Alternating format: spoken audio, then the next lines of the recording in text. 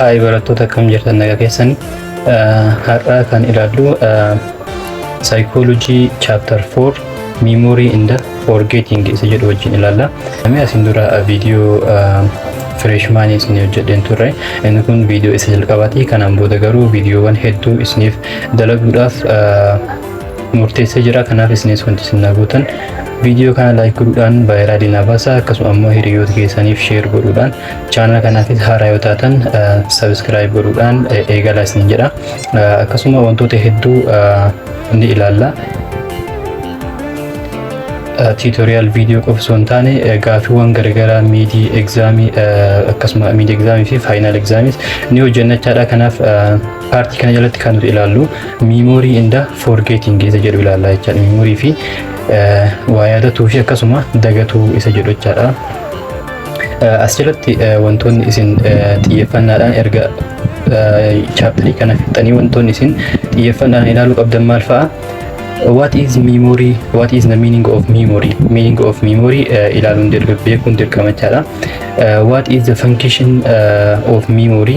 Akkasuma function isaa yookiin ammoo dalagaan memory kanaa maa inni waan jedhu ilaalachaadha. What are the stage of memory model proposed by Atkins and Shiffrin? Moodeli waa'ee memory kana hojjetamee ni jira jechaadha. Moodeliin kun maal jedhama? Atkins fi Shiffriniin kan hojjetamedha. Karaa biraatiin ammoo 3 model jennis ni waamna jechaadha. 3 box model jennis ni waamna isa kana. Innis maal akka ta'e ni ilaalla jechaadha. Inni biraa ammoo why do we call STM? STM jennuun kun short term memory jechaadha. Abbreviation ida short term memory as a working memory. Isa kana keessattuu seeraan xiyyeeffatanii ilaaluu qabdanii. Maal akka ta'e isa kanas ni ilaallachaadha. Short term memory kana maaliif working memory jennee waamna yookiin ammoo active memory maqaawwan hedduu qaba. Primary memories ni jedhama. Kanniinis ni ilaallachaadha. What is forgetting? Inni ta'an ammoo forgetting jechaan maa'in waa dagatu jechaan maa'in waan jedhamu ni ilaallachaadha. Inni ta'an ammoo how forgetting occur or what causes forgetting. Forgetting yookiin ammoo waa dagachuun kun akkamitti uumama akkasuma ammoo maaltu sababa ta'aaf isa jedhu ni ilaallaa jechaadha.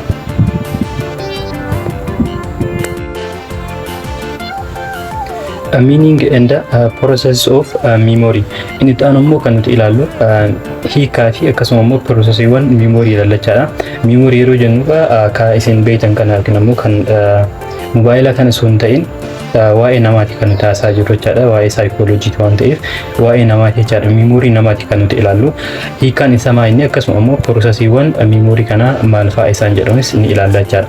It is the retention of information or what is learned earlier over time. Inni kun memory in jennuun kun maa inni retention of information yookiin ammoo what is learned earlier over time jechaadha. Inni kun wantoota baratamaa yookiin ammoo informationiiwwan maal godhuudha retention godhuudha yookiin ammoo tursiisuu jechaadha. Yaadatu osoo hin dagatiin tursiisuu jechaadha. Inni kun memory in jennuun kun kanaafu the meaning of memory is the retention of information or what is learned earlier over time jechaadha. Inni kun retention isa jettu kan seeraan qabadha. Inni ta'an ammoo it is the way in which we record the past for later use in the present. Inni biraa ammoo maal godhuudha wantoota darban maal godhuudha record godhuudha store goone kaa'achuu jechaadha. Inni kun inni memory jennuun kun wantoota darban store goone yookiin ammoo record goone yeroo dhufuuf fayyadamuudhaaf kaa'achuu jechaadha. Inni kun yookiin ammoo yaadachuu jechaadha. Memory is a blanket label for a large number of processing that form the bridge between our past and the present. Inni kun maal jechaadha? Memory in jennuun kun blanket of label large amount of processing jechaadha. Fakkeenyaaf isa kana yoo ilaalle inni kun amma fakkeenyaaf stimulus irraa jalqaba. Kana jechaan stimulus in jennuun kun wanta jalqaba sense goomsan jechaadha. Stimulus in jennuun kun sanboota isa kana fuunee garamitti galchina. Akkuma beekamu memory'n kun bakka sadiitti qoodnee ilaaluu dandeenya. Bakka sadiitti qoodnee ilaallaa jechaadha memory jedhu kan. Inni tokkoffaan SM dha. SM sensory memory isa jennuun kanadha jechaadha. Inni biraa immoo STM akkuma reef ilaalle short term memory isa jennuudha jechaadha. Inni biraa immoo long term memory LTM jennee waamna jechaadha isa kana. Kanaafuu inni kun jalqaba stimulus irraa jalqaba san booda immoo sensory memory keessa kenna jechaadha. Sensory memory jennuun kun for a short period of time idhaaf isa store goonudha jechaadha. Inni kun dafnee dagannaa jechaadha. Asitti forget godhuu dandeenya jechaadha yeroo sensory memory kanarra jiru kanatti. San booda isa sensory memory irra jiru kana maal goona asirratti kan store goone kana gara short term memory kan jijjiiruun attention kennuudhaan attentioniidhaan wanta san seeraan hordofuudhaan wanta barataa jiru san yookiin ammoo wanta dhageenye san attention itti kennuudhaan gara mee jijjiiraa gara short term memory itti jijjiiraa jechaadha. Short term memory kanarraa ammoo gara long term memory kan nuti ittiin jijjiirru encodingidhaan jechaadha. Encode godhuudhaan wanta san process goone gara long term memory itti jijjiiraa jechaadha. Isaan lamaan kanneen irrattis forget godhuu dandeenya jechaadha. Kanaaf memory fi forgetting haala kanaan waliin deeman jechaadha. Inni biraa immoo retrievalidhaan gara mitti jijjiiruu dandeenya long term memory irraa gara short term memory itti jijjiiruu dandeenya jechaadha. Inni itti aanu immoo processes of memory ilaalla jechaadha. Amma immoo processiiwwan memory keessa jiran maal fakkaatan is jedhu ilaalla jechaadha. It is the mental activities we perform to put information into memory to keep it there and to make use of it later. Inni kun memory process of memory in jennuun kun maa inni mental process dha jechaadha. Mental activity dha. Kanachaan sammuu keenyaa wanta hojjennudha jechaadha. Akkuma isin jedhe memory'n sammuu keenyaati kan nuti haasaa jirru. Kanaafuu mental activity dha wanta sammuun keenya hojjetudha jechaadha. Isa kana maal goona jalqaba irratti information input goona. Information gara sammuu keenyaatti galchina jechaadha. Yookiin ammoo bakka store itti godhu kanatti galfanna. San booda ammoo isaan achitti keep goona. Kanachaan store goona jechaadha. San booda ammoo dhumarra itti fayyadamna jechaadha. Remember godhuudha wanti san itti fayyadamna jechaadha. Retriever isa jennuudha. Inni sadaffaan kun. Kanaaf this involves three basic steps. Steppiiwwan sadii qabaa jechaadha inni kun. Inni jalqaba encoding dha. Encoding jennuun kun maa inni put godhuudha jechaadha. Kanachaan informationii gara memory keenyaatti galchuu jechaadha. Inni ta'an immoo store godhuudha. Kanachaan to keep there isa jennuun kanadha. Sammuu keenya keessatti store goona. San booda immoo retriever inni jennuun kun ammoo maal godhuudha? To make use of it later. Maal godhu inni kun remember godhuudha jechaadha. Retriever inni jennuun kun. Akkuma beekamu memory makaanuu kan mobile keenyaa kan yoo fudhannee jalqaba maal goona? Video haa ta'u yookiin immoo foto haa ta'u wanta wayii maal goona itti galfannaa jechaadha. Kanaafuu jalqaba encode goona. Fakkeenyaaf mana mobaayilaa fiddanii itti naguuti yeroo jettaniin wanti itti naguutu video yookiin ammoo application ta'uu danda'a jechaadha. Kanaafuu yeroo san maal godha enter yeroo itti godhu san encoding jedhama jechaadha. Yeroo san booda ammoo store ta'an wanti sun achi keessatti qabatama memory san keessatti. San booda ammoo dhumarratti nuti yeroo barbaadnetti maal goona isa san fuunee itti fayyadamna jechaadha. Kanaafuu processii sadii qabaa jechaadha. Inni kunis kan sammuu keenyaatis haaluma saniin processii sadii qabaa jechaadha. Encoding jennuun maa inni? The term encoding refers to the form, that is the code in which an item or information is to be placed in memory. Inni kun maa inni information maal ta'uudha sammuu keenya keessa taa'uudha jechaadha. Information yookiin ammoo data wayii gara sammuu keenya keessatti maal ta'uudha place ta'uudha jechaadha. The process by which information is initially recorded in a form usable to memory. Processing by which information is initially recorded. Information jalqaba irratti recorded ta'u kun in a form usable to memory dha jechaadha. Kanaafuu inni ta'an ammoo inni in encoding we transform a sensory input into a form or a memory code that can be further processed. Encoding kana irratti jechaadha. Jalqaba maal goona we transform a sensory input. Jalqaba irratti maal jennee jirra? Sensory input jira jechaadha. Sensory yookiin ammoo wanta nuti sense goonu wayii wanta nuti dhaga'amu wayii maal goona transform input into input jedhani kun sensory kun into a form or a memory. Gara formitti yookiin ammoo gara memory code itti maal goona transform goona jechaadha. That can be further process. Booda inni kun wanta nuti input goone kun wanta nuti encode goone kun maal ta'a further process ta'a jechaadha. San caala process ta'uudhaan gara isitti aanutti step isitti aanutti deemaa jechaadha. Inni itti aanu maa inni biirratti arginu kun storage dha. jalqaba irratti maal jennee jirra jalqaba irratti input dha jechaadha encoding dha amma immoo isa maal goona kan input goone san store goona jechaadha store godhu jecha amma inni bakka wayii qabsiifne kuusu jechaadha inni kun karaa biraatiin kuusu jechaadha to be remembered the encoded experience must leave some record in the nervous system the memory trace. It must be squirreled away and held in some more or less enduring form for later use. Kanaafuu inni jalqaba store goone sun maal ta'a must leave some record in the nervous system. Nervous system keessatti maal ta'uu qaba record ta'uu qaba jechaadha yookiin ammoo the memory trace jennaan isa kana isaan keessatti maal ta'uu qaba store ta'uu qaba jechaadha. Storage is the persistence of information in memory. Storage in jennuun kun maal inni information memory keessa persist godhu yookiin ammoo tursiisu jechaadha. Inni sadaffaan ammoo inni xanumaa inni retriever yookiin ammoo remember isa jennuudha jechaadha. Is the point at which one tries to remember to dredge up a particular memory trace from among all the other we have stored. Kanaafuu retriever inni jennuun step isa sadaffaadha yookiin ammoo process isa sadaffaadha. Inni kun maal inni yaadachuu yookiin ammoo remember godhu jechaadha wanta store goone san wanta jalqaba ni galchine san booda store goone amma ammoo yeroo barbaannetti wanta kana maal godhuudha remember goone yaadanne itti fayyadamuudha jechaadha. In retrieval material in memory storage is located brought into awareness and used. Retrieval kana keessatti wanti memory keessa jiru sun jalqaba locate ta'a ni argama san booda ammoo brought into awareness akka beenu goona akka yaadan goona san booda ammoo itti fayyadamna jechaadha. Wanti jalqabe store goone jiru kan haala kanaan itti fayyadamna jechaadha. Memory is the process by which information is encoded.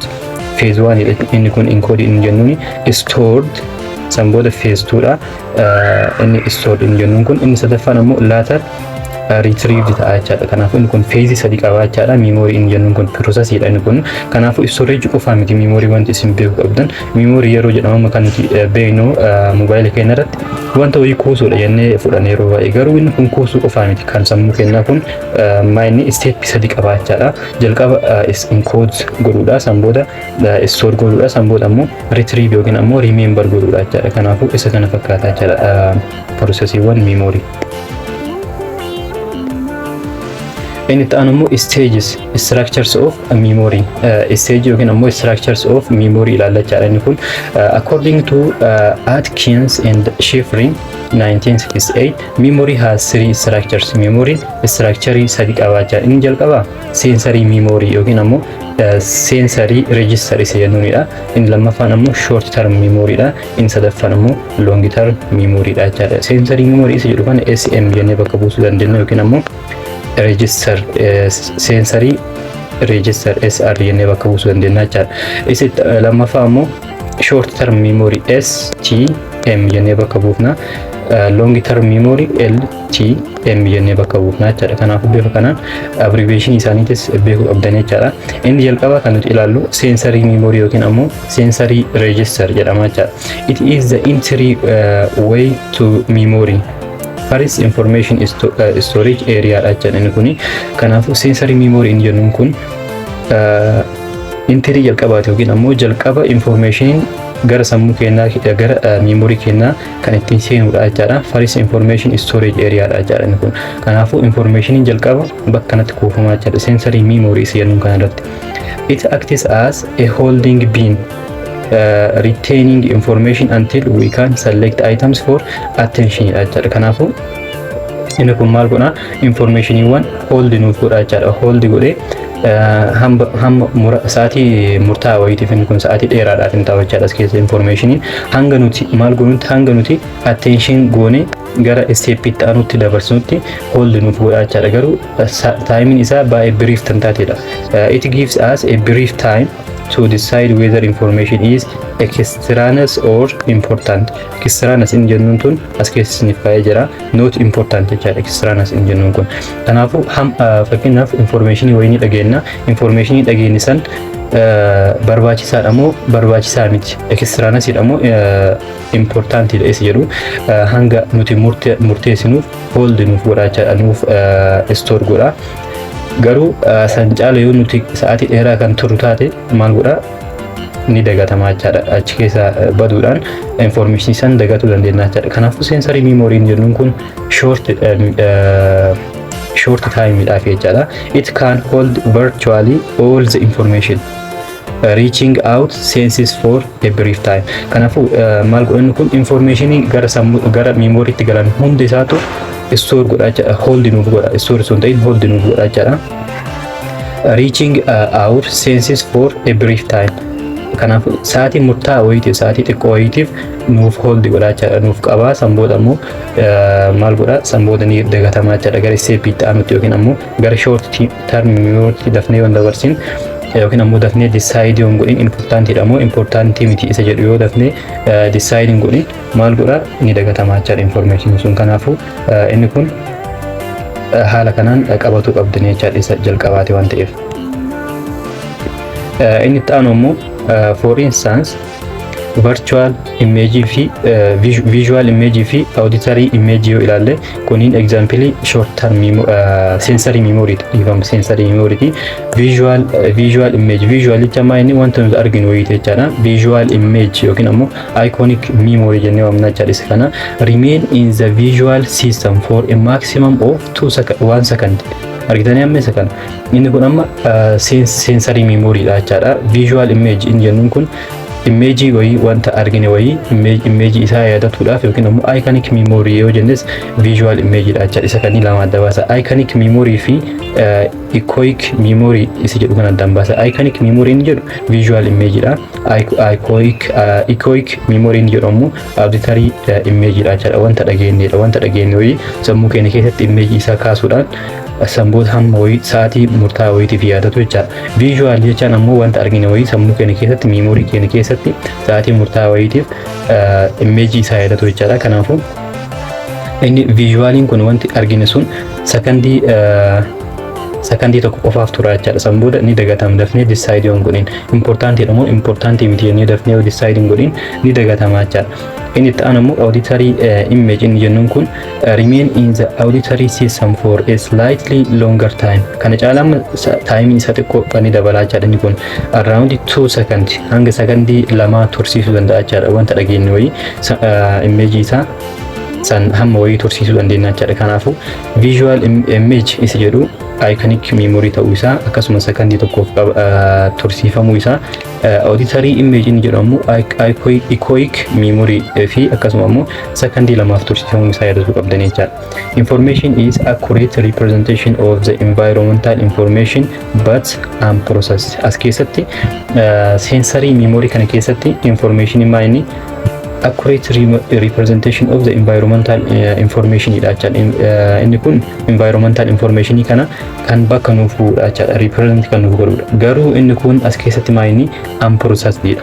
Sensory memory keessatti SM keessatti information maa inni unprocessed kan ta'edha jechaadha. Process hin taane store hin taane akkasuma ammoo gara rememberitti waan hin deeminiif process hin taane jechaadha. Inni kun raw material jechuu dandeenya karaa biraatiin.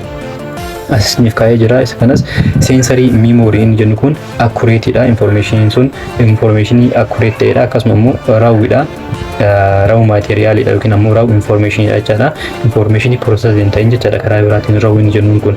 Akkasuma immoo unprocessed kan ta'edha jechaadha. Kanaaf karaa biraatiin isa kana data jennee waamuu dandeenya. ICT irratti yoo yaadattan ta'e data fi information garaagarummaan isaanii inni guddaan data inni jennuun kun unprocessed kan ta'edha jechaadha yookiin ammoo raw material raw information isa jennuunidha. Information inni jennuun ammoo maa inni kan process ta'edha jechaadha yookiin ammoo dataan process ta'e maal jedhama information jedhama jechaadha. Garuu asitti amma informationiin unprocessed dhaan jedhaa jira. Unprocessed jecha maa inni sensory memory keessa jira. Hanga silaa sensory memory keessa waan jiru process hin taane jechaadha. Gara step itti aanutti waan hin deeminiif unprocessed jennee haala saniin waamna jechaadha. However, some of the information that has got attention and recognition pass on short-term memory for further processing. Information attention itti kenname garuu attention yoo kan kennuuf kan ta'u taate garamitti jijjiirama gara short-term memory jijjiirama jechaadha. Kanaafuu jalqaba irratti akkuma argine jalqaba maaltu ture stimulus ture jechaadha. Stimulus irraa gara SM jijjiirree SM irraa attention itti kennuudhaan gara short term memory jijjiirree jechaadha. Short term memory irraa encode godhuudhaan gara long term memory jijjiirree jechaadha. Kanaafuu ammasitti maaltu jira? Attention jennutu jira jechaadha. Kanaafuu attentioniin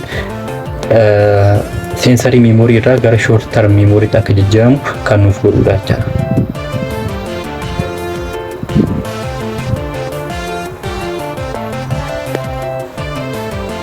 inni itti aanu ammoo kan nuti ilaallu short term memory ilaallaa jechaadha. Short term memory inni jennuun ammoo inni it holds the contents of our attention. Inni kun ammoo contents of our attention kenna maal kan godhudha? Hold kan godhudha jechaadha. It consists memories for a byproduct or in the result of perceptual analysis. Perceptual analysis byproduct yookiin ammoo result umura perceptual analysis irratti argannu kan consist godhudha jechaadha. Inni kun also called working memory. Kan jalqaba irratti gaafin jalqaba irra jiru kana jechaadha. Working memory maaliif jedhamee waamama? Wanti jedhamee jalqaba irratti kaa'ame sun akka isa kana beekaniif jechaadha. Kanaafuu short term memory working memory ni jedhama, akkasuma immediate memory ni jedhama, akkasuma active memory ni jedhama, akkasuma primary memory jedhama jechaadha. Kanaafuu maqaa baay'ee qaba jechaadha. Short term memory kun working memory maaliif jedhamee waamame yoo kan jennu taate attended dha, akkasuma partially processed dha jechaadha. Inni kun short term memory ni jennuun kun. Kanaafuu short term memory is as simplify jedhee kanas deebiisa. Short term memory is called working memory because it is not only stores information for a short time but also actively process and manipulate that information during thinking and problem solving. One in working memory jedhameef maayini information store godhu yookiin ammoo information san store godhu qofa osoo hin taane actively process godhaa jechaadha. San akkasumas manipulate godhaa jechaadha. Kanaafuu information sun yeroo yaadnutti akkasuma immoo yeroo problem wayii solve goonutti maal godha? Information san actively process godha, akkasuma immoo manipulate godha jechaadha. Akkasuma immoo store godha. Kanaafuu wantoota sadan kanneen waan godhuuf kanaaf working memory jennee waamna jechaadha. Working memory waan jenneef isa kana jechaadha. It has 4 characteristics. Inni kun ammoo short term memory STM jennuun kun maal qaba? Characteristics amaloota 4 qaba jechaadha. It is active. Inni jalqaba active dha, akkasuma immoo rapid accessibility dha, preserves the temporal sequence of information, akkasuma immoo limited capacity dha jechaadha. Kana jechuun inni it is active yeroo jennu work space to process new information. Kanaafuu bakki kun inni information san new information yookiin ammoo information haaraa san bakka itti process goonuudha jechaadha. Bakka itti process goonuudha waan ta'eef kanaafuu maal jennaani? It is active jennaani jechaadha. There is consciously processing. Isa kana process goona, akkasuma examine goona yookiin ammoo manipulate information waan goonuuf kanaafuu active jennaani jechaadha. Isa kana actively hojjetaa waan jiruuf jechaadha. Inni kun rapid accessibility information is readily available for use. Inni kun rapid accessibility jechuun maayini information isin salphumatti argachuu dandeenya jechaadha. Kana jechuun information jiru sun bifa salphaadhaan argamaa jechaadha itti fayyadamuudhaan. Preserves the temporal sequence of information. Inni kun maal jechuudha? Maintains the information in a sequential manner for a temporary period of time. Kanaafuu inni kun information maal godha? Sequential manner dha yookiin ammoo bifa sequence ta'een nuuf kaa'a jechaadha. Limited capacity qaba akkasuma inni kun the magic number 7 plus or minus jedhamu jira. Inni kun nama George Miller jedhamuun kan inni ibsame. 7 plus or minus jechuun inni 7 plus or minus inni jennuun kun maal seetan minus 2 yookiin ammoo plus 2 torba irratti dabaluudhaan jechaadha. Inni kun kana jechuun inni fakkeenyaaf inni kun average isaa kan inni information inni qabatuu danda'u torba jechaadha. Average isaa torba minus 2 yeroo jennu ammoo 5 akkasuma immoo torba dabaluu lama yoo goone ammoo 9 ta'a jechaadha. Kanaafuu 5 hanga 9 information jiran qabatuu danda'a jechaadha. Inni short term memory jennuun kun kanaafuu 5 hanga 9 yeroo jennu kana average isaa torba ta'a jechaadha. Kanaafuu haala kanaan ilaalaa jechaadha. Inni kun limited capacity qaba jechaadha. Kanaafuu information inni qabatuu danda'u isa kan fakkaata jechaadha. Kanaafuu bifa kanaan ilaaluu dandeettanii. Short term memory jennuun kun hunda keessaayyuu capacity isaa kan xiqqaa ta'edha. Kana jechuun inni sensory memory jennuun kun information hunda yeroo murtaa'aa wayiitiif ni qabataa jenne. Inni sun capacity isaa amma wayii guddaadha. inni kun ammoo limited kan ta'edha. Long term memory in jennuun kun ammoo unlimited capacity qabaachaa. Inni biraa ammoo that is on average people can hold about 7 pieces of information in short term memory at a time with a normal range from 5 to 9 items. Kama messenger sanii inni kun shanii hanga sagalii isa jennee sanii jechaadha. Inni biraa ammoo chunking isa jedhamu jira. Chunking jechaan kun maal inni grouping or packing of information into higher order units that can be remembered a single units. Kanaafuu inni kun maal jechaadha? Chunking inni jennuun kun grouping godhuudha jechaadha. Group goone information immoo wal fakkaatan bakka tokkotti finnee maal goone pack goone yaadatu jechaadha yookiin ammoo isaan into higher order itti galfatuudha jechaadha. Kanaafuu yeroo shanii hanga sagalii jennu kana wantoota wal fakkaatanidha malee information shan yookiin ammoo sagal qofa yaadannaa miti. Wantoota wal fakkaatan shan akkasuma ammoo sagal yaadannaa jechaadha. Kanaafuu wantoota baay'ee of jalaa qabaatu danda'a shan yeroo jennu ammoo information tokko yookiin ammoo chunking tokko group goonee kan kaane tokko wantoota information baay'ee of jalaa qabaatu danda'a jechaadha. Akkamitti shanii hanga sagalii qofa yaadannaa kan jenneef. Kanaafuu chunking isa jedhamu kanaan capacity isaa kana maal dandeenya guddisuu dandeenya jechaadha. It expands working memory by making a large amount of information more manageable. Kanaafuu information waan baay'ee large ta'an akka manage goonuuf nu gargaara jechaadha. In chunking jennuun kun. The real capacity of short-term memory therefore is not a few bit of information but a few chunk. Kanaafuu akkuma isin jedhe information muraasa osoo hin ta'in chunkiiwwan muraasa jechaadha kennuuf keessatti qabatu. Kanaafuu information hedduu of keessaa qaba jechaadha. Short-term memory kun ammoo kan inni turuu danda'u hanga sekondii 30 jechaadha. Estimate godhuudhaan isa kana hanga sekondii 30 turuu danda'a jechaadha. It is possible to prolong short-term memory indefinitely by rehearsal. The conscious repetition of information. Rehearsal in jennuun kun ammoo irra deddeebiidhaan shaakaluu jechaadha. As jala isiniif kaa'ee jira hiikaa isaa yeroo dubbiftan akka isin hin rakkeefneef. Rehearsal in jennuun kun maal inni shaakaluudha jechaadha. Information arganisan yookiin ammoo wanta baranisan irra deddeebinee shaakaluudhaan information kana yeroo dheeraadhaaf short term memory kana keessatti maal godhuu dandeenya storuu godhuu dandeenya jechaadha. Material in short term memory is easily displaced unless we do something to keep it there. Kanaafuu materialwwan yookiin ammoo informationwwan short term memory kana keessa jiran haala salphaa ta'een dagatamuu danda'an yookiin ammoo displace ta'uu danda'an jechaadha. Kanaafuu waa wayii godhuu qabna jechaadha. Kana jechaan yookiin rehearse godhuu qabna irra deddeebi'ee shaakaluu qabna yookiin ammoo gaaffiiwwan garaagaraa dalaguu qabna yookiin ammoo viidiyoowwan garaagaraa ilaaluu qabna. Kanaafuu bifsanii maal goona informationii tursiifatuu dandeenya jechaadha. Inni biraa ammoo long term memory dha. Long term memory in jennuun kun ammoo it is a memory system used for relatively permanent storage of meaningful information. Inni kun ammoo permanently store godhuudha jechaadha. Permanently jecha maal inni kan hin banne jechaadha. Kana jechaan yeroo kana jennu ammoo relatively dha. Relatively permanent dha malee guutumaan guututti hin badu jechaa miti. Baduus danda'a jechaadha. Garuu kan yoo wal bira qabnee ilaallu SM fi STM dha wal bira qabnee yoo ilaalle long term memory LTM jennuun kun maal inni permanently guutumaan guututti hin badu jennee fudhatu dandeenya jechaadha. Information meaningful ta'edha jechaadha kan achi keessa kaa'an. Kana jechaan process goonee achi keessa kaa'anna jechaadha. The capacity of long term memory seems to have no practical limit. Kana jechaan unlimited dha jechaadha. Capacity guddaa qaba jechaadha inni kun. The vast amount of information stored in long term memory enables us to learn, get around in the environment and build a sense of identity in the personal history. Kanaafuu informationiiwwan baay'eetu as keessa jira jechaadha. Long term memory kana keessatti kan store ta'an kunniin maaliif nu gargaaranii akka nuti barannuuf akkasuma immoo get around in the environmentiiwwan keenya seeraan akka beeknuuf and build a sense of identity and the personal history akka godhannuuf kan nu gargaaranidha jechaadha. Long term memory stores information for indefinite periods.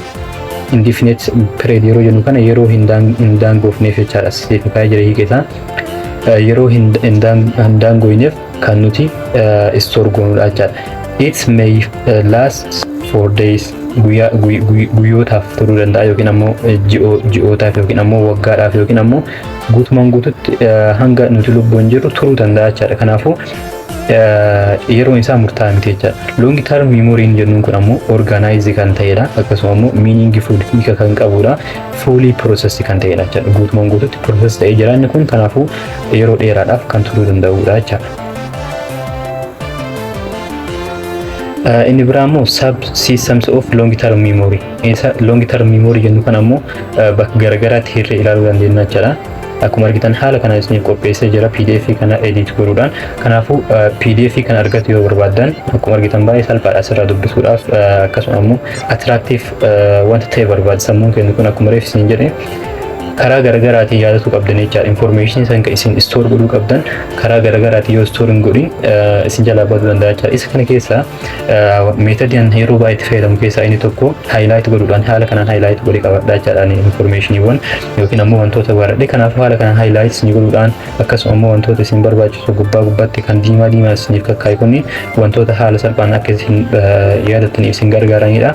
Isa kan argatu yoo barbaadan teelegiraama kiyya jala seenuudhaan argatu dandeettan PDF kana post isiniif godha. Isa kan ammoo kan argatu dandeettan Ethio Student jettanii search gootan Telegram irratti @Ethio Student jettanii yoo search gootan isiniif dhufaa jechaadha. Yookiin ammoo akkuma screen irratti argitan kan @Ethio Student jettanii haala kana yoo barreessan argatu dandeettan jechaadha. Inni biraa ammoo comment jalas pin isiniif godha yookiin ammoo description jala seentanii linkii isiniif kaa'a. Linkii san tuquudhaan argatu dandeettan jechaadha isa kana. Kanaafuu gara barnoota keenyatti yoo deebinu isa kana long term memory kana memory jalqaba bakka sadiitti hirree turre maal jennee turre sensory memory short term memory fi long term memory. Long term memory kanas an bakka lamatti hirree ilaallaa jechaadha. Declarative fi non declarative isa jedhutti hirree ilaallaa jechaadha. Declarative inni jennuun kun maa inni explicit memory jennee ibsinaa jechaadha karaa biraatiin. Inni kun maa inni the conscious recollection of information such as specific facts or events that can be verbally communicated. Isa kana jecha maa inni declarative yookiin ammoo explicit inni jennuun kuni wanta nuti beekuudhaan conscious inni jennuun kun beekuudha jechaadha. Ofii keenya beeynii yookiin ammoo yaadnee hojjetuu dandeenyudha. Kanaafuu conscious inni jennuun kun maa inni haala saniin ibsamaa jechaadha. Kanaafuu inni kun verbally eventii wayii information wayii yookiin ammoo fact wanta ta'e wayii specific fact wayii jechaan wanta ibsuu dandeenyudha jechaadha. Inni kun declarative inni jennuun kun declarative memory isa jennuun kan asiniif kaa'ee jira. Conscious inni kun conscious dha. Akkasuma immoo can be explain godhuu kan dandeenya jechaadha. Isa kana jechaan yookiin ammoo verbally dhaan explain godhuu dandeenya jechaadha. Isa kana immoo bakka lamatti qoonnee ilaaluu dandeenya.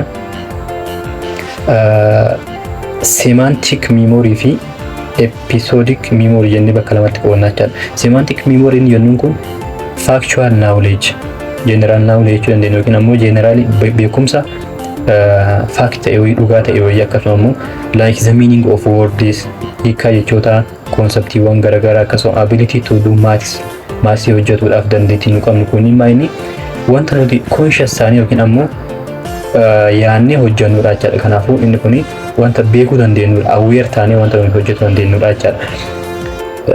They are internal representation of the world independent of any particular context. Example, capital city.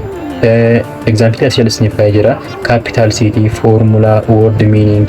Isaan kun amma maa inni wanta nuti ofii keenya beeynee aware taanee consciously hojjetuu dandeenyudha jechuudha. Capital city yeroo jennamu maa inni kun capital city of Ethiopia yeroo jennamu Addis Ababaadha. Kanaafuu inni kun amma maa inni kan nuti wanta kana yaadachuu dandeenyu factual knowledge waan ta'eef jechaadha. Kanaafuu semantic memory jalatti ramadamaa jechaadha. Inni biraa immoo foormulaawwan garaagaraa fakkeenyaaf foormulaa wayii hojjedha yoo isin jedhe fakkeenyaaf speed distance over time jettanii haala kanaan ibsuu dandeettanii jechaadha. Inni kun ammaa inni wanta nuti beeynee hojjetaa yaadannudha jechaadha.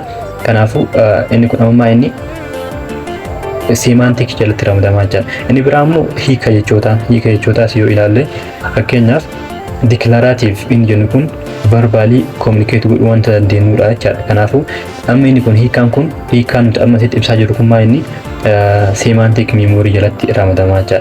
Inni biraa immoo episodic memory isa jennudha. Episodic memory inni jennuun ammoo memories for events and the situations from personal experience. Inni kun ammoo wanta personal experience dha, wanta nuti qofti hojjenne yookiin ammoo experience goone beeynuudha jechaadha. Fakkeenyaaf your last exam day, fakkeenyaaf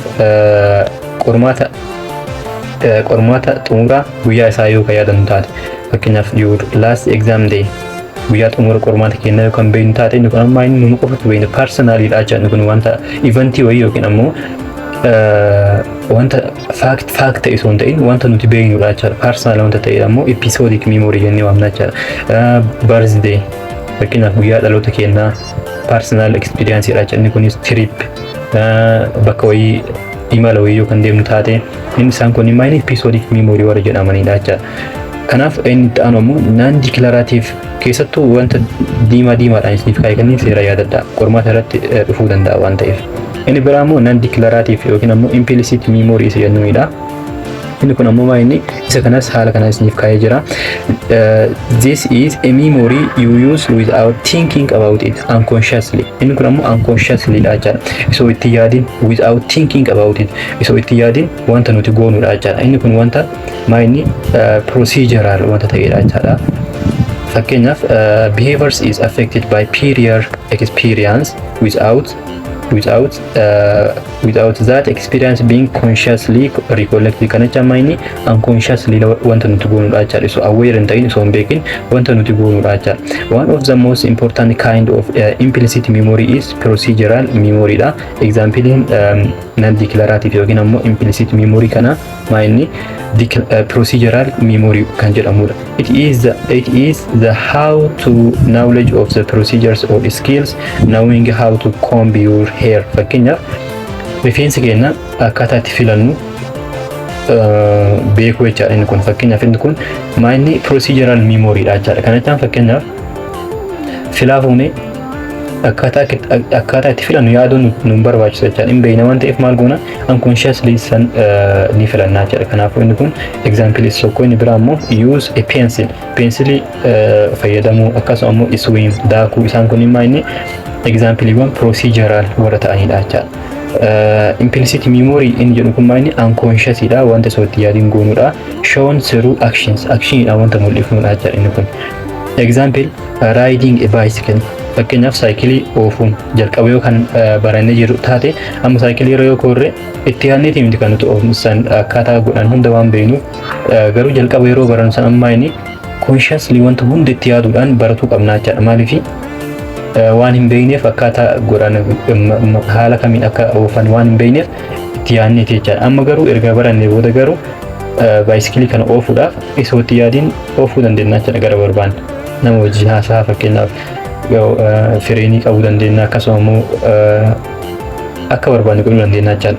Walking fakkeenyaaf deemsi, akkasuma writing, playing football, typing on a keyboard, isaan kun hundinuu example inni non declarative yookiin ammoo implicit memory yookiin ammoo procedural memory isaan ta'anidha jechaadha. Inni biraa immoo serial position effect isa jedhudha. Serial position effect inni jennuun kun maal akka ta'e ni ilaalla jechaadha. The three box model of memory is often invoked to explain interesting phenomenon called serial position effect. Three box model of memory inni jennuun kun serial position effect kan nuuf ibsan jira. Kana jechuun inni three box model is jedhu kanas asii ka'ee jira. Three box model of memory jennuun kun inni warra karaa biraatiin ammoo Atkins and the Shifrey model jennee waamuu dandeenya jechuudha. Inni kun maal jedha inni kun three box isaan jennuun kun memoryuuwwan sadan saniin jechaadha. Kan jalqaba ilaalla SM, STM fi STM fi LTM dha jechaadha. Isaan kun three box model jennee waamuu dandeenya jechaadha. Three box warri ta'an isaan sadan kanneen jechaadha. Kanaafuu inni kun serial position effect dha. Serial position effect inni jennuun ammoo inni if you are shown a list of items and are then asked immediately to recall them, your retention of particular item will depend on its position in the list. Kanaafuu wanta wayii fakkeenyaaf yoo kan isinitti mul'isan taate wanta san ammoo yaadachuudhaaf position of the list irratti yookiin immoo bakka wanti sun itti argamu irratti hundaa'ee jechaadha dandeettii yaadatu kenna. Isa kana immoo kan affect godhu wantoota lamatu jira. The primacy effect fi the recency effect warra jedhamudha jechaadha. Kana jechaan primacy kan jennuun wanti that is recall will be best for items at the beginning of the list. Wantoota jalqabarra jiran yaadatuudhaaf baay'ee salphaadha jechaadha. Dafnee yaadachuu dandeenya jechaadha. At the end of the list akkasuma immoo wanta xumurarra jiran ammoo the recency effect jennee waamna. Isaan kunniin warra affect godhanidha jechaadha dandeettii waa yaadatu kenna. Fakkeenyaaf isa kana yoo ilaalle example kana listiin isiniif tarreeffame maa inni book, pen, chair, apple, window, bottle, phone, bag, shoe. Isaan kanneen jechaadha. Wantoota kanneen isiniif tarreessanii jiran. Fakkeenyaaf yeroo isiniif tarreessan kana wantoota jalqaba irratti isinitti himaman lamaan kanneen lama qofa osoo hin ta'in kana olis ta'uu danda'a. Wantoota jalqaba irra jiran seeraan yaadannaa jechaadha. Dafnee yaadachuu dandeenya jechaadha. Inni kun ammoo maal jedhama? Primacy effect. Primacy jechaan maali? Primary jalqaba akka jechuuti jechaadha. Kanaafuu effectii jalqaba irra jiru kanaati jechaadha inni kun. Kanaafuu wantoota jalqaba irra jiran dafnee yaadannaa jechaadha. Inni kun primacy effect jennaan. Kasan booda wantoota gidduurra jiran kanneen ammoo dandeettii yaadatu kennaa baay'ee xiqqaadha jechaadha. Isa dhumarra jiru kan ammoo maal jennee waamna? The recency effect. Wanta amma nutti himame yookiin ammoo wanta amma nutti himame wayiis dafnee yaadachuu dandeenya jechaadha. Kanaafuu wanti nuti seeraan yaadannu wanta jalqabarra nutti himamee fi wanta xumurarra nutti himame seeraan yaadannaa jechaadha. Wantoota gidduurra jiran ammoo seeraan yaadachuu hin dandeenyu jechaadha. Kanaafuu example kun warri kalarii kanaan ibsaman kunniin buleedha. Warri ibsaman kunniin dafanii warra yaadatamanidha. Warri gidduurra jiran ammoo diimaadha. Warri isiniif kaa'e kunniin ammoo yaadatuudhaaf wantoota nu rakkisanidha jechaadha. Maaliif gidduurra waan jiraniif. Kana jechaan fakkeenyaaf cheerii kan jalqaba irratti osoo isinitti himee garuu cheerii kan daftanii yaadattan jechaadha. Kanaafuu book, pen yeroo isin jedhee oofu kan amma tarreessu kana kan isin seeraan yaadattan wantoota jalqabaati akkasuma immoo wantoota xumurarra jiran jechaadha. When retention of all the items is plotted, the result will be a U-shaped curve. U-shaped curve dha jechaadha. Isa kana ammoo kan effect serial position effect kanaaf kan nu fayyadu. Kana jecha amma inni U-shape yoo ilaallu isa kana fakkaata U-shapeen. Kanaafuu wantoota jalqabarra jiran kana dandeettii yaadatu kenna baay'ee haayidha jechaadha. Seera yaadatu dandeenya. San booda adaduma gad deemaa deemnuun warri gidduurra jiru kanneen dandeettii waa yaadatu isaa gad bu'aa deemaa jechaadha. San booda ammoo wanti xumurra nutti himanis dandeettiin waa yaadatu isaa baay'ee guddaadha jechaadha. Kanaafuu inni kun kan jalqabarra nutti himamedha. Inni kun ammoo kan xumurarra nutti himamedha. Inni kun ammoo kan gidduurra nutti himamedha jechaadha. Isa kana fakkaata. Inni biraa ammoo factors affecting memory. Factoriiwwan memory affect godhan maal fa'a? The ability to retain, dandeettii tursiisuu jechaadha. Good memory traces left in the brain by past experiences. Dandeettii ability to retain jennuun kun maali? Sammuun keenya wanta wayii of keessatti qabatuudhaaf dandeettiin yookiin ammoo dandeettiin isaa yookaan bareeda ta'uu taate yookiin ammoo yookaan guddaa ta'uu taate seeraan waa yaadachuu dandeenya jechaadha. Inni biraa ammoo good health, fayyaa gaarii qabaachuunis sammuu keenyaaf yookiin ammoo dandeettii waa yaadachuu keenyaatiif baay'ee barbaachisaadha jechaadha. Inni biraa ammoo age of the learner, umrii namni waa barataa jiru sun irra jirudha. Kana jechaan youngsters can remember better than aged. Warra dulloowwanirra warri umrii dargaggummaa irra jira yookiin ammoo umrii daa'imummaa irra jiran maal godhanii seeraan waa yaadachuu danda'anidha jechaadha. Inni biraa ammoo maturity. Maturity yeroo jennu ammoo very young children cannot retain and remember complex material. Ijoolleen daa'imman amma reef dhalataa jira yookiin ammoo amma reef afaan hiikkataa jiran kun wantoota complex ta'an yaadachuu hin danda'anii jechaadha. Kana jechaan mature ta'uu gaafata jechaadha. Inni biraa ammoo will to remember, wanta wayii yaadatuudhaaf hawwuu jechaadha yookiin ammoo fedhii qabaatu. Inni kunis kana jechaan maali wanta barataa jiru kan yaadatuu qaba. Wanta kana yaadatuu qaba jettanii yookaan hawwitan ta'e yookiin ammoo yookaan xiyyeeffattan ta'e isa kana dandeettii yaadachuu keessanii baay'ee haay ta'a jechaadha. Inni biraa ammoo intelligence dha, qaruutumma. Karaa tooftaawwan nuti waan san qaban fakkeenyaaf tooftaawwan isin hojjettan nam fakkeenyaaf mana barumsaatti barattanii jirtanii akkasuma waan barattan san haala kamiin yaadachuu qaba jettanii karaan isin ittiin qabattan sun intelligence keessan ibsaa jechaadha. Kanaafuu inni kunis warra affect godhanidha. Inni biraa ammoo fedhii qabaachuudha. Interest will learn and retain better.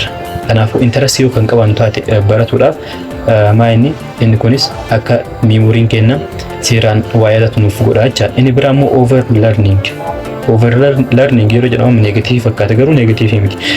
Overlearning will lead to better memory. Overlearning jechaan kun maayini fakkeenyaaf mana barumsaatti bartanii jirtanii mana barumsaatti galtan garuu wanti isin gootan kun baay'ee murteessaadha. Fakkeenyaaf warra viidiyoo kan ilaalaa jirtan additional learning irra jirtan jechaadha. Karaa biraatiin baratuudhaaf wanti baratuudhaan overlearning godhaartan jechaadha. Kanaafuu dandeettiin yaadatu keessanii baay'ee high ta'a jechaadha. Akkasuma gaafii garaagaraa yeroo dalaydanitti inni kunis sammuu keessan akka seeraa yaadatu kan isiniif godhudha jechaadha. Inni biraa immoo speed of learning. Speedy ittiin nu baran fakkeenyaaf quicker learning leads to better retention. Namni dafee baratu dafee waa galuuf jechaadha. Karaa biraatiin kun dafee baratu dafee yaadata jechaadha. Yaadatu irrattis akkasuma cimaadha jechaadha. Meaningfulness of the material. Inni biraa immoo wanti nuti barannu sun hiika qabaatudha. Fakkeenyaaf wanti hiika hin qabne yoo isin barsiise dandeettii yaadatu keessanii baay'ee xiqqaadha jechaadha. Wanta hiika qabu yoo ta'e garuu wanta duraan beektan waliin walitti hiitanii waan yaadattaniif inni kun baay'ee akka yaadattan isin godha jechaadha. Inni biraa immoo sleep or rest. Inni biraa isa kana. Hundi keessanis kanarra xiyyeeffachuu qabdan. Sleep fi rest godhuudha. Kana jechaan inni rafuu qabna akkasuma immoo iraftii ofiif kennuu qabna jechaadha. Fakkeenyaaf guyyaa dubbisaa oollee halkanis iraftii malee kan dubbisu taate dandeettii yaadatu kennaa baay'ee xiqqaa ta'a jechaadha. Barattoonni hundi keessanuu maal godhuu qabdanii proogiraama mataa keessanii qabatuu qabdan. Pilaan gootanii karoorfattanii iraftii yeroo itti godhatanii akkasuma immoo hirribaatiif yeroo kennitanii qo'atuu qabdanii jechaadha. Baratuu qabdanii. Kanaafuu inni kunis warra affeekti godhan keessaa isa tokkodha jechaadha. Inni itti aanu immoo forgetting jechaan maa inni waa dagatu jechaadha. Forgetting jennuun kun maa inni the apparent loss of information already encoded and stored in the long term memory. Inni kun apparent loss inni jennuun kun maa inni wanta long term memory keessatti store goone kana maal godhuudha encode goone akkasuma store goone kana yoo kan dagantu taate apparent inni jennuun kun ammoo maa inni apparent isa jedhu hiikaa isaa siif kaa'ee jira. Apparent jechaan seems loss waan bade fakkaataa jechaadha wanti nu beeknu sun but may still exist garuu ammas argamuu danda'a jechaadha wanti sun nu jala waan bade fakkaataa garuu yaadatu dandeenya jechaadha. Example, you forgot a formula during an exam but later at home you remember it clearly. Fakkeenyaaf qormaata yeroo jirtanitti foormulaa dagatu dandeettanii garuu mana yeroo deemtan garuu yaadatu dandeettanii jechaadha. Kanaaf wanti sun waan bade fakkaata malee ni jira jechaadha. Yeroodhaaf nu jalaa bade malee apparent yeroo jennu yeroodhaaf akka jechuuti. So the loss was apparent not real. Kanaafuu inni kun real son ta'in apparent yeroodhaaf wanta nu jalaa badeedha jechaadha. The first attempt to study forgetting were made by the German physiologist Herman Ebbinghaus. Inni jalqaba waa'ee forgetting kan irratti ibsuudhaaf kan study godhe yookiin ammoo kan qorate scientifically kan qorate nama Herman Ebbinghaus jedhamu kana jechaadha. Inni kun maal godhe isa kanas step isaa siif kaa'ee jira. How did he study memory? Akkamitti qorate inni kun? Jalqaba maal godhe wanta nonsense ta'u yookiin ammoo wanta hiika hin qabne wayii jalqaba kaayee jechaadha. Isaan kanneen fayyadamee fakkeenyaaf BAFTUVNOK isa jedhamu kana jechaan waamsisaawwan jidduu waamamaa kaa'uudhaan maal godhe yaadatuudhaaf yaalee jechaadha. San booda inni kun ammoo fakkeenyaaf hiika hin qabu. NOK waan jedhu kun hiika hin qabu jechaadha. Hundi isaatu hiika hin qabu akkuma argitan. He chose this on that meaning would not help memory. Kanaafuu hiikaan akka affect hin gooneedhaaf isa kana fayyadamee jechaadha. He even tested memory on himself. San booda maal godhe isa kana? There is almost always a strong initial decline in memory. San booda maal godhe isa kana jalqaba ni qabate. San booda maal hubate yeroo jalqabaa irratti step jalqabaa irratti dandeettii waa dagatu kennaa baay'ee guddaadha. Dafnee waa dagannaa jechaadha. Followed by more gradual drop over time. San booda garuu dandeettiin waa dagatu kennaa sun wanta jalqaba qabanne sun jalqaba irratti inshaalii irratti dafee nu jalaa badaa. San booda ammoo wanti wayii hanga asitti wanti baay'eetu badaa jechaadha jalqaba irratti. San booda dandeettiin baduu isaa kun xiqqaataa deemaa jechaadha. Wantoota hafan garuu seeraa yaadannaa jechaadha. Furthermore, relearning of previously mastered material is almost always faster than starting from scratch. Kana jecha maayini wanta jalqaba beeynu wayii yoo nu jalaa kan badu taate dandeettiin irra deebinee baratu kenna baay'ee cimaadha jechaadha. Fakkeenyaaf jalqabarraa wanta jalqaba hin beekne wayii yookaan ni baranne jennu taate nu tursiisuu danda'a jechaadha wanta san baratuudhaaf. Garuu wanta jalqaba baranne wayii irra deebinee yaadatuudhaaf yookiin ammoo irra deebinee baratuudhaaf kan nu jalaa bade wayii jechaadha. Jalqaba barannee yoo nu jalaa bade irra deebinee baratuudhaaf baay'ee nutti salphata jechaadha. San booda konkuluushinii kana kaate xumura irratti wanni kaa'imaa inni we forget information very fast at first. Jalqaba irratti wanta baran san dafnee dagannaa jedhee jechaadha namni saayintistiin sitti argitan kun. Inni lammaffaa ammoo after some time forgetting becomes slower. Dagatuun sun xiqqaataa deemaa jechaadha. Example you study today forget a lot tomorrow but what remains stays longer. Fakkeenyaaf yoo har'a kan qo'attan taate boru wantoota har'a qo'attan kana baay'ee dagatuu dandeettan jechaadha. San booda ammoo wanti hafe sun kan dagattanii kan isiniif hafe sun yeroo dheeraadhaaf turuu danda'a jedhee haala kanaan kaayee jechaadha.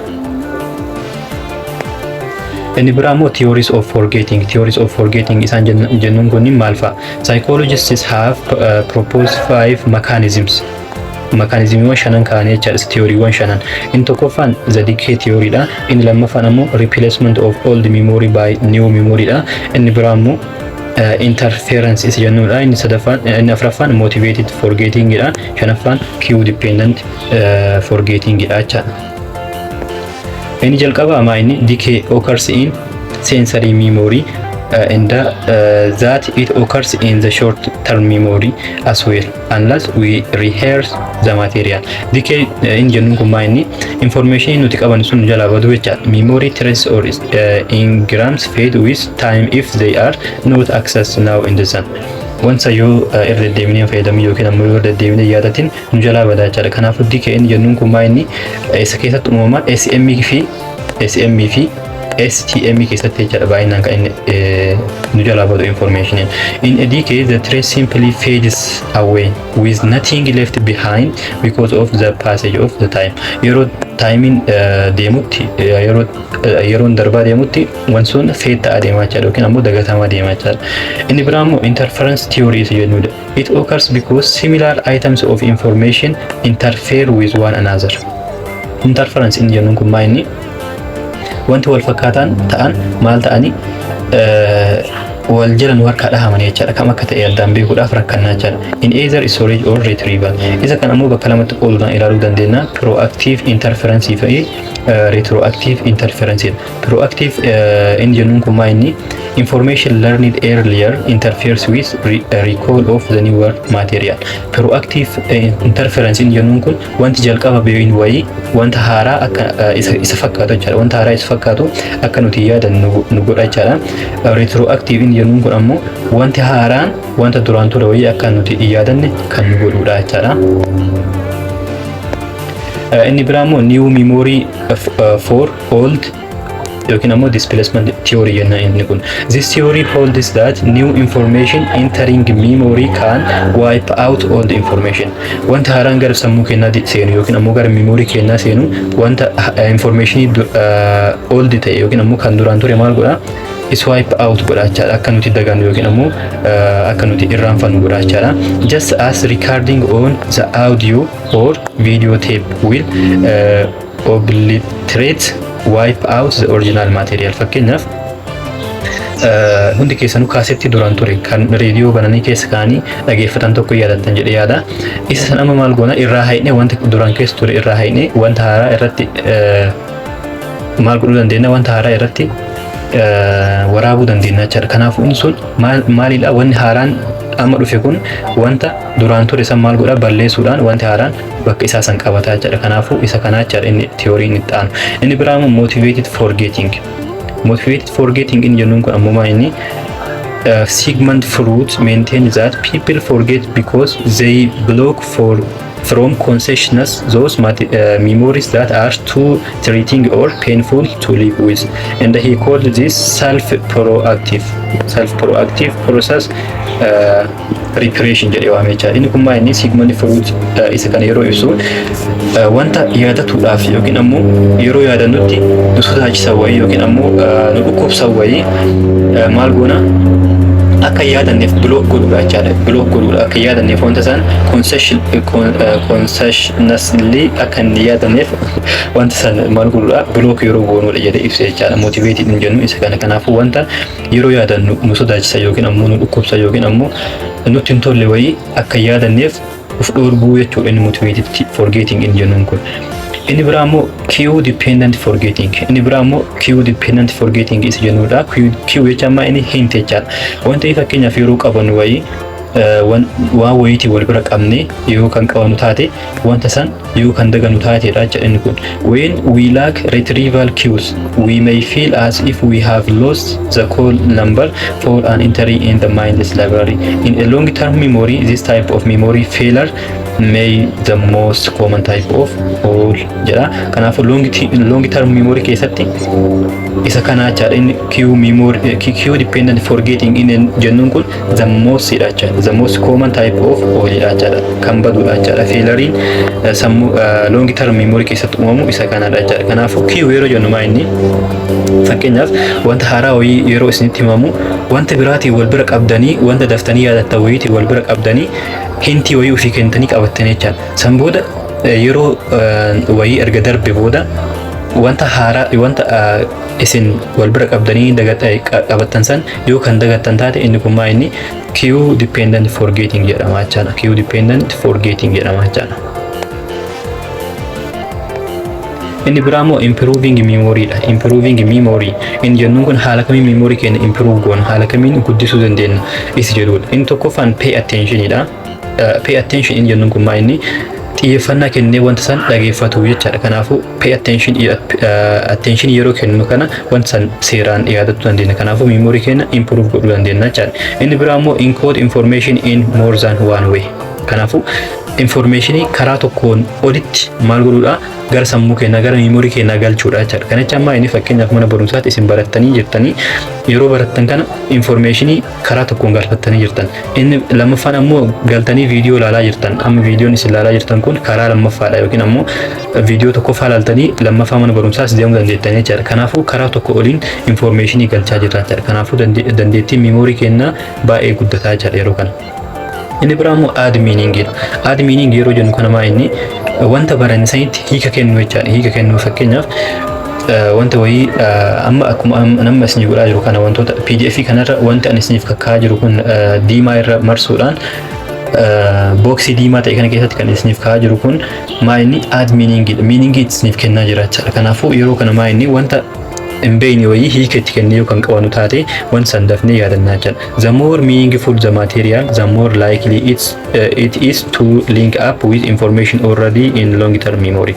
Kanaafuu wanta sammuu keenya keessa jiru yookiin ammoo long term memory keessa jiru saniin wal fakkeessinee hiika itti kennee qabatu jechaadha. Take your time. Inni biraa immoo taayimii fudhannee wanta san yaadatuudhaaf mokkoruu yookiin ammoo qabatuudhaaf mokkoruudha. If possible, minimize interference by using study breaks for rest or recreation. Sleep is the ultimate way to reduce interference. Interference maal jennee jirra? Wanti haaraan wanta duraan ture balleessu yookiin ammoo akka nuti yaadanne godhu yookiin ammoo wanti duraan ture wanta haaraa akka nuti yaadanne godhudha. Kanaafuu isa kan ammoo kan reduce godhuu dandeenyu rafuudhaan hirriba rafuudhaan akkasuma ammoo irrestii ofii kennuudhaan jechaadha. Kanaafuu sleeping is the ultimate way to reduce interference. Kanaafuu hirribni baay'ee murteessaadha wanti jedhamuuf isa kanaaf jechaadha. Wanta duraan beeyta wayii wanti haaraan akka isin jalaan balleessin yookiin ammoo wanta haaraa wanti duraan beeytan wayii akka isin jalaan balleessineef rafuun dirqama keessanii jechaadha. Inni biraa immoo overlearning. Overlearning yeroo jennu studying information even after you think you already know it. Kan mareef jensanii jira overlearning jennuun kun jalqaballee hin beekattee yookaan yaadullee ta'e wanta irra deddeebitee yookaan viidiyoo ilaalta yookiin ammoo kan qo'atta yookiin yookaan gaafii dalagu ta'e inni kun overlearning jedha. Kanaafuu memory keenya improve ta'a jechaadha. Monitor your learning by testing yourself frequently, rehearsing thoroughly and reviewing periodically. You will have better idea of how you are doing it. Kanaafuu inni kun amma gammaa haasaa ture kana jechaadha. Inni biraa immoo gaaffiiwwan kanneen critical questions isa kanneen wanta amma barane keessaa wantoota bahanidha. Inni kun ammoo search godhuudhaan ilaalaa. Inni kun kitaaba keenya yookiin ammoo moojilii keenya irra waan hin jirreef kanaafuu gaaffiiwwan kanneen yaalaa isin jedha. Barnoonni keenya inni har'aa isa kana fakkaata. Akkuma isin jedhu PDF kan dhugaruun argatu barbaadan Telegram irra seenuudhaan argatu waan dandeettanii. Viidiyoo kan ammoo vaayiraal baasuudhaan yoo isin tole ta'e koomentii jalnaaf kaa haala kamiin itti fufnu yoo wanti jijjiiramu yoo jiraate ammoo natti himaa isin jedha. Viidiyoon keenya isa kana fakkaata. Wanta na wajjin turtaniif hedduu galatoomaa, hedduu isin jaaladha, hedduu isin kabaja. Naaf jiraadha.